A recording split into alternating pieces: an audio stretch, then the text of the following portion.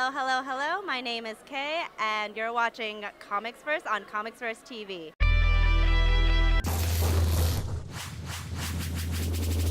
I'm here with Phil Jimenez. So, how does it feel to be here a second year? It feels extraordinary, and I'm a little stunned and really thrilled about how much bigger it is. It feels twice as vibrant. I can't wait to actually see what the traffic flow is tomorrow. If this extends through both days, I think this is going to set a precedent for years to come. You feel that it's definitely gotten more traffic than last year, even though the intimacy is still there, though, I feel. I think actually that's what's amazing about the show. The intimacy remains. I can have fans sit with me. I can hang out with passerby, with friends and peers. It's incredibly intimate, and yet the number of tables has doubled. The scale of the space itself is actually overwhelming to me, and yet it maintains a sense of community, which I think is really important at this convention. Just to switch gears a little bit, I kind of wanted to get into your origin story a little bit because, Okay. I've looked into what you've done. You've, you've been so prolific in both your art and your writing, but you've also been on TV panels. You've worked with various different people.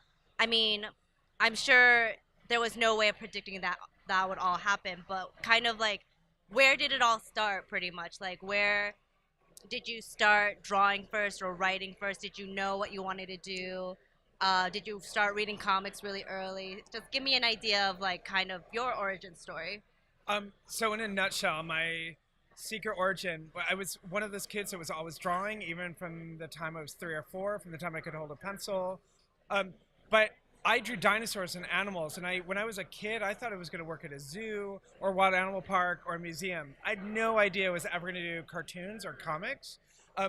Although I did love those TV shows, and I loved comic book related cartoons and things like that. It wasn't until high school where I met someone, two friends of mine, two twins. Yes, brother and sister who read comics. They saw that I could draw, asked if I could copy some images from the comics they were reading, and that's what got me into comics, and they were X-Men comics. Once I started reading them, I fell in love with the idea of narrative storytelling, and I decided to copy them. By the end of high school, I'd made 50 of my own comics, and they were all bad copies with my friends as X-Men, but not X-Men, which happens a lot. And by that time, I decided that I wanted to write and draw comic books. I moved to New York City, pursued that goal, went to school. 2 years later, I was hired for my first job, and I've been working ever since. I never expected the sort of life that I had. I never expected to travel. I never expected to be on TV. I never expected to be interviewed by people or to be a featured guest at a convention like this. None of that occurred to me when I was younger. I just knew that I wanted to write and draw comic books for a living. So I guess if you had to break it down, that drawing came first, whether you meant to or not. Um, I think the drawing came first, but what really came first, and I've told this story many times. Diane Nelson, the president of DC Comics, once said that the reason you love museums and the reason you love zoos and the reason you love these things was because of the stories they told. So if I would see an old dusty diorama at a museum of dinosaurs posed, there's still a story. And so she said, and I believe it, that drawing for me is a means to tell stories. And even if I couldn't draw, I would find another way to tell them. But for me, that's where my skill set is drawing. And so that's why I think I enjoy drawing so much. All right, cool. So then, I guess I'm sure you're very familiar with this. I identify as a creative as well. Obviously, not nearly as prolific in any way. But that being said, I understand that illustration or writing or even animation, anything like that, can be very isolating or very lonely, depending on what kind of person you are. Some people find that they find comfort in having that control over their own work or being able to have the only hands that will touch their work is them. But on the other hand, like you've said, and like I said earlier, you've worked with like Grant Morrison, you've worked with other big names. I'm just wondering, do you have a preference on whether, do you have a preference between working alone and working in groups, or is it kind of circumstantial? The nature of our business is that we often work by ourselves unless we work in a studio. But I find that the thing I love most about our business is it's collaborative. a lot of artists want more control over their work. I like some control, but I don't need to have it total control. For example, I love working with colorists because they always view my work through a different lens, and 90% of the colorists I work with make it 1,000 times better than I ever would. Just because that's their training, they see the work, they interpret it so differently, sometimes so less literally, and they bring to it a completely different skill set. So I actually like working with other people. I kind of wish I could work with people more often, more directly. A lot of the work that we do now, the way I work with someone is via email, and an occasional phone call. But I would love to sit in a studio, I think, at this day and age, and actually have a couple of other collaborators with me to bounce ideas off. That said, because I'm a freelancer, I have a crazy schedule, so often I'm working at 3 in the morning or 2 in the afternoon. I'm napping when everyone else is busy. So I would have to be a much more disciplined artist, I think, to get into that groove. But I do love working with other people. So that's a perfect jump off point for my next question. I guess I kind of know the answer already, but I want to hear why. Do you have even a preference between writing, just writing versus drawing? Because I understand that you've drawn for other people, and you've also written and drawn your own work, which is supposedly ideal. But I kind of wanted to get an idea of what you like about all those.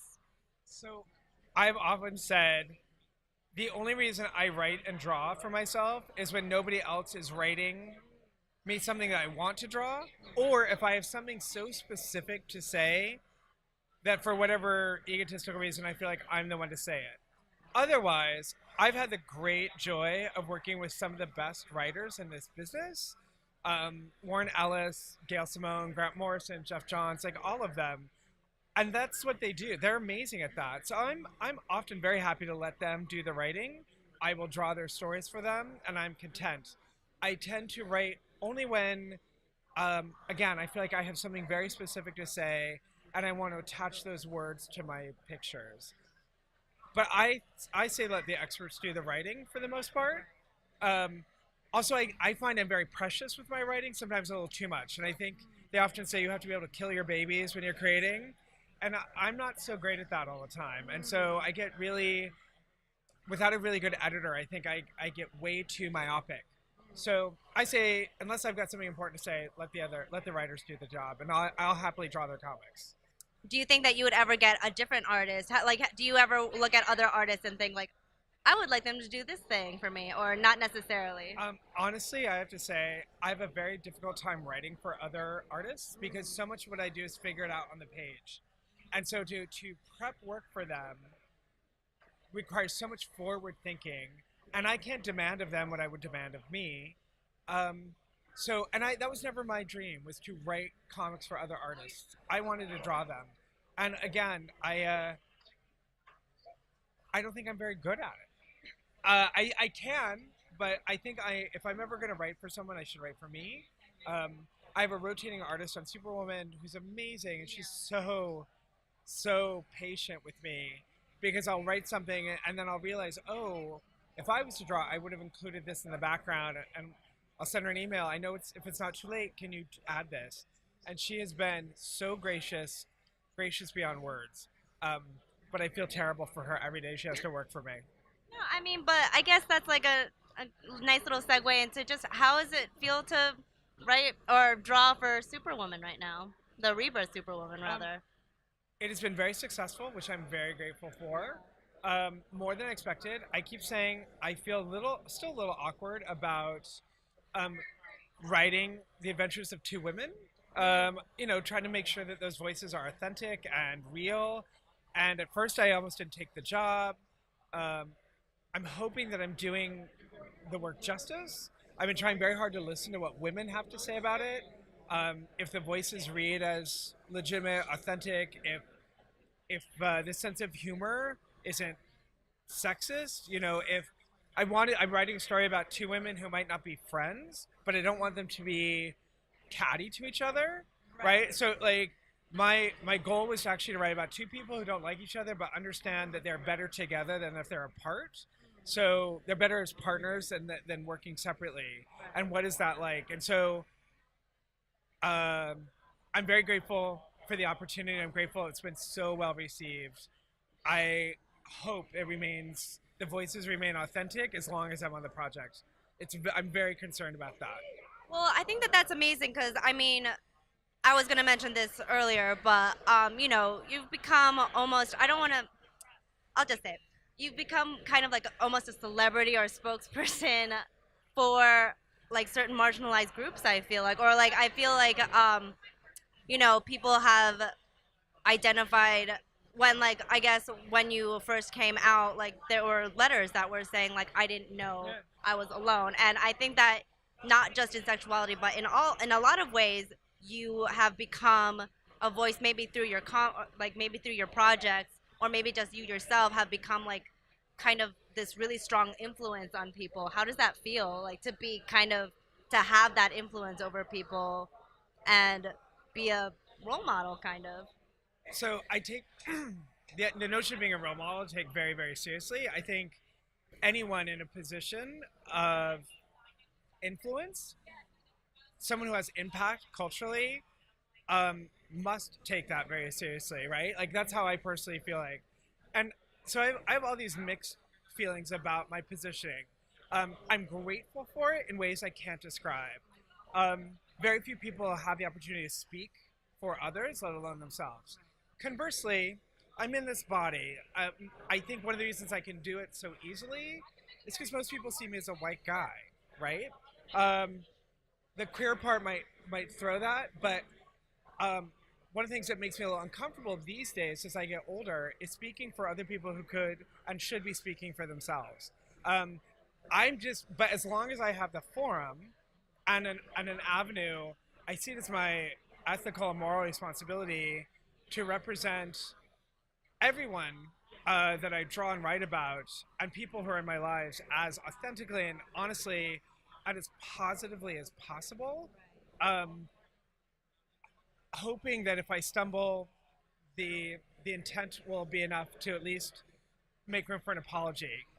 So anyway, I take it very seriously. My goal remains to ultimately get out of the way. If I've cleared this little path and like let any group of people speak for themselves. Like those are the voices I feel like need to be heard now. I feel like not that I've done my job, but they don't need to hear my voice anymore. They need to hear their voices. But I think that that's what's really amazing because self-aware, which is already much more than a lot of people can say, I think.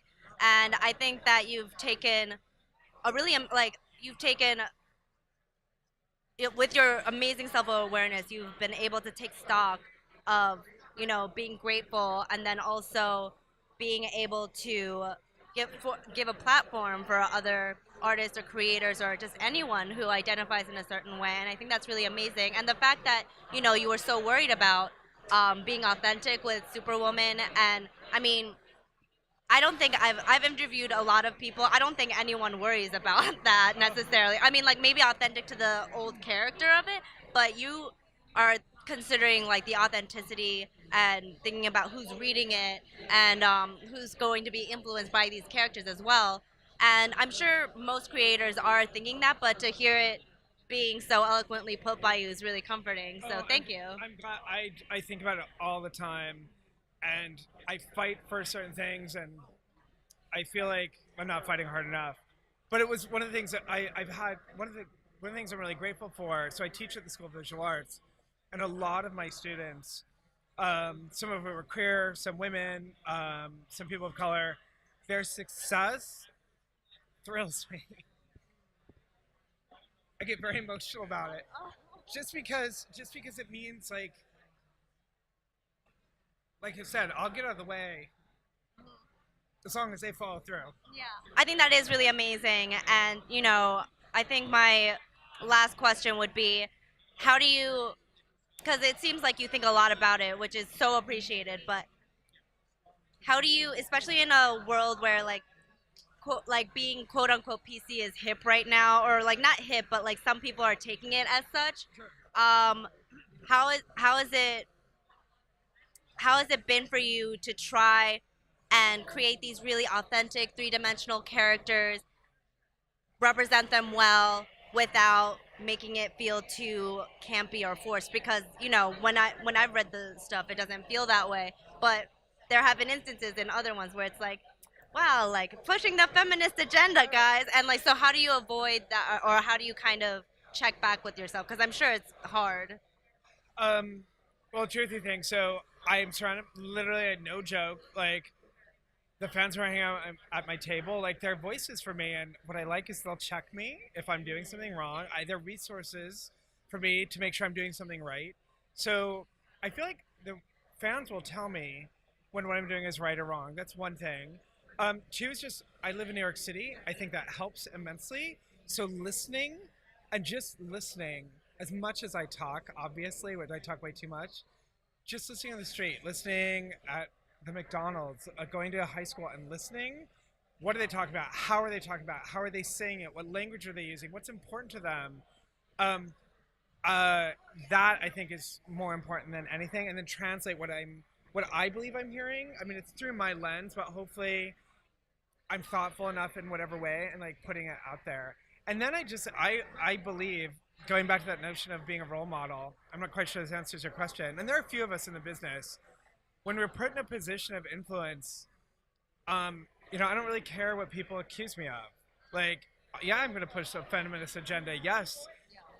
Every character I introduce, until they tell me no, in Superwoman, will be a woman or a person of color, and I'm going to introduce them in a positive light. Like, I have no problem with that, right? Like, as long as I can do that, that's my job.